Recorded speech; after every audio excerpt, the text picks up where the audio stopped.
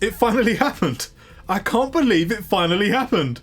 Jujutsu Kaisen 149 gave us something that many people in the community have been theorising over for quite some time. We all know that Maki Zenin is a powerhouse. Her heavenly restriction leaves her with only small amounts of cursed energy and no cursed techniques, but instead she's gifted with incredible physical abilities. It's not a stretch to compare her to her monster of a cousin, Toji Fushiguro, formerly Zenin himself. Whilst Maki's abilities were impressive, she was still not as strong as a special grade, and it was widely considered that in terms of raw power, Yuji was still ahead of her, as shown by the fact that he was chosen to take on Aoi Todo during the Kyoto Goodwill event. With that said, similarities between her abilities and that of Toji were easy to see, and many people began theorising that one day Maki could potentially awaken to power on the same level as Toji. I want to quickly show some respect to Broken Ronin here, because his video was the first I ever saw discussing this possibility. I'm sure you already know who he is, but if not, please go check out the video. I'll leave a link in the description. So what the hell did we just see? What has Maki become? Let's go ahead and talk about it. But as usual, please do me a massive favour and hit the like and subscribe buttons down below, give the notification bell a slap so you don't miss an upload, and finally, play the intro.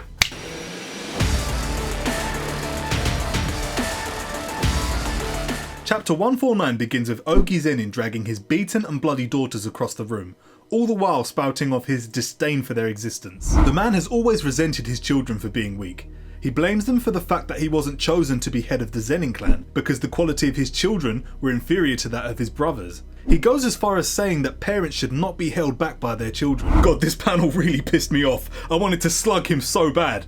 Obviously I wouldn't stand a bloody chance, but sometimes you just gotta go windmilling in and stand for something. As a father to daughters myself, his statement here just really triggered me. You've got to hand it to Akutami. His ability to write characters that trigger strong emotions from readers is pretty top tier. Ogi throws them both into a room filled with grade 2 cursed spirits, who are only being held back by their fear of him. He continues to berate Maki for being unremarkable compared to others, after which he turns and leaves with a final venom-filled farewell. Mai is already conscious at this point, and she quickly checks Maki's vitals, finding a faint heartbeat. Man, she really is a tough cookie. But then Mai says some really painful words. I suspected this would happen someday. This sucks. A kiss from Mai seems to transport both their minds to a separate domain where they can interact freely. Mai wastes no time in making various statements, leaving Maki no time to think. She tells Maki that she's been heavily wounded, and once she makes this final thing using her cursed technique, then she'll die. Maki starts to visibly panic, but all she can do is listen as Mai continues to talk. Twins are inauspicious for sorcerers. It seems that cursed techniques treat twins as one individual, and therefore neither can truly realise their full potential whilst the other lives. They exist almost like one entity sharing power through two separate consciousnesses. Mai then goes on to say, I'll leave only this, throw the rest away. I'll take the cursed energy and everything with me. But promise me one thing, destroy everything. Everything, big sister. Leaving only what appears to be a few reeds in Maki's hand. Pause, quick tear break. Oh god! Snap back to reality, and our sisters are lying together on the floor, with the grade 2 cursed spirits surrounding them, Maki desperately pleading for her sister to wake up. The next thing you know, the cursed spirits have been vanquished and Ogi is shaken by the pressure of the fear he is feeling coming from Maki. In Ogi's eyes, her aura is identical to Toji's, and he visibly shits himself for a split second before going into attack mode, preparing a fiery cursed technique called Blazing Courage. Well, I'm glad you had courage, my dude, because it didn't mean shit. Before the bloke can finish his sentence, Maki flashes past him and slices his head clean in half, ending the chapter with a pained look on her face and simply saying, let's get started. And just like that, we could be looking at Toji 2.0. Now don't get me wrong, we currently don't know the limits of Maki's new strength, but just look at what she did to dear old dad. She went from getting absolutely clapped to one-shotting him like it was nothing. Nothing! That is an insane power-up. There's plenty of other evidence to suggest that we're looking at Toji level potential though. Let's take a look at what Mai said in her final moments and the result that led to. Maki does not have her glasses. Her limited cursed energy means that without those, she shouldn't even be able to see the cursed spirits surrounding her, let alone destroy them. However, look at what Mai says.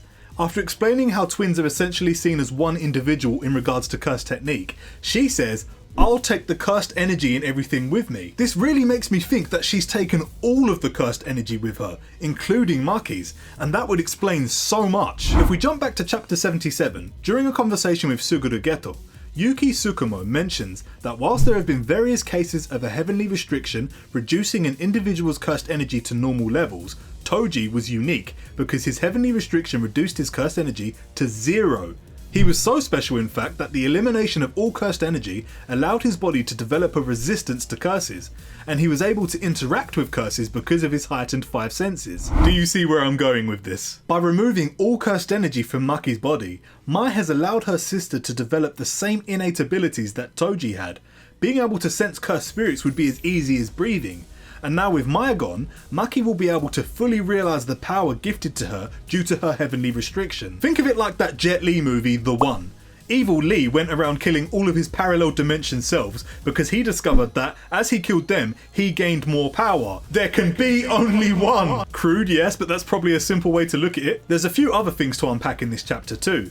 The weapon Mai created looks suspiciously like the Japanese broadsword that Toji used in his confrontation against Geto back in the day. Coupled with his insane strength, Toji was able to use the sword to cut through the Rainbow Dragon, considered to have had the hardest skin amongst all of Geto's curses.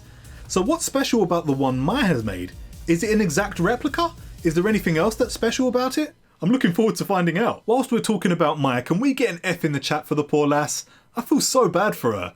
The way she was talking was filled with so much pain, almost like she'd given up hope of ever being happy a long time ago. She spoke of having no desire to gain strength, but she clearly didn't want to die either. She hated the fact that she'd been put in that situation, but even so, she'd already convinced herself that this would be her fate someday. There's so much pain in this household. It's no wonder that Mai's final wish was for her big sister to destroy everything, which seems to me like a vendetta against the Zenin clan. Maki has already taken out her father, and that's just the beginning. Now with access to Toji mode, she's like a walking bulldozer. She's gonna tear through that clan like fucking tissue paper. What an amazing chapter. Things had slowed down slightly over the last month, and then Akutami slaps us with this? I've seen some criticism in regards to killing off characters too suddenly, but I personally think it really fits the theme in Jujutsu Kaisen. Nothing and no one is safe. Things escalate quickly and lives are snuffed out in a flash. It's quick, painful, and not even the other characters are given time to grieve. You're allowed to dislike this, I'm not going to take that away from you. The way Akutami does things simply works for me. What did you think of the chapter? How do you think things are going to play out between Maki and the Zenin clan? Let's get hyped together. Anyway, I'm off. Please subscribe if you want to see more from me chatting bear breeze about anime or manga or something. Laters.